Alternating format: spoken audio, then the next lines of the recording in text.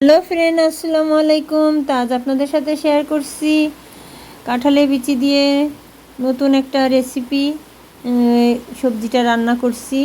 অবশ্যই আমার প্রতিটা টিপস ফলো করবেন আর এভাবে রান্না করে বাসায় পরিবেশন করবেন।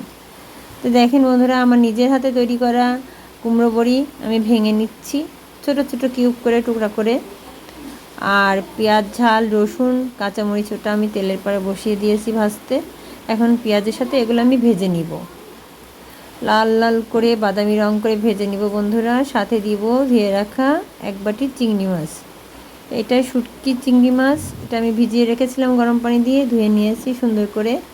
এটা আমি এখন সব উপকরণ দিয়ে একটু লবণ দিয়ে সুন্দর করে লাল বাদামি রং করে ভেজে নিব।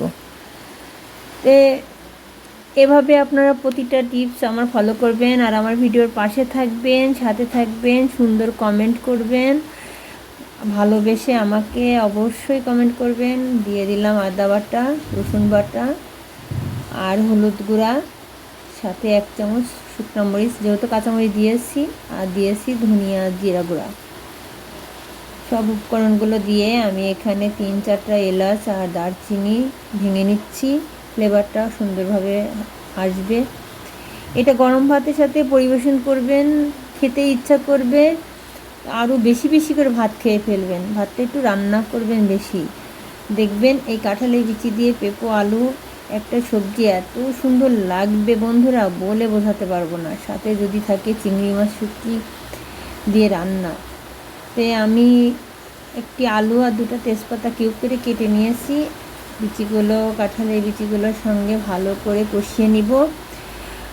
কষাতে কষাতে তেল বের হয়ে আসবে, এমনভাবে কষাতে হবে। সাথে দিয়ে দিচ্ছি একটা ছোট্ট পেঁপো।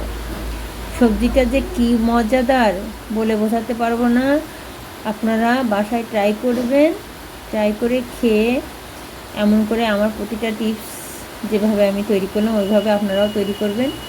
দেখবেন গরম ভাতের সাথে মাছ মাংস ছাড়াই অনেক ভাত খেয়ে ফেলতে পারবেন।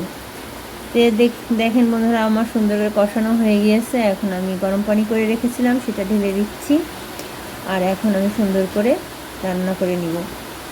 তাই ভালোবেসে পাশে থাকবেন, দোয়া করবেন, আপনাদের জন্য দোয়া রইল।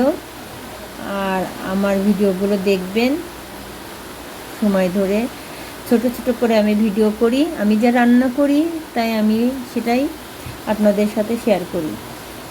তো দেখেন বন্ধুরা কতটাই আমি লাগছে, খেতে কিন্তু দারুণ, না খেলে কিন্তু পরে বলে বোঝাতে পারবেন না। তো এখানে আমার লাগানো কিছু ছোট্ট ছোট্ট চারা ছিল, সেগুলো ধনিয়া পাতা, সেগুলো আমি দিয়ে দিয়েছি। তো রাখি বন্ধুরা, আল্লাহ।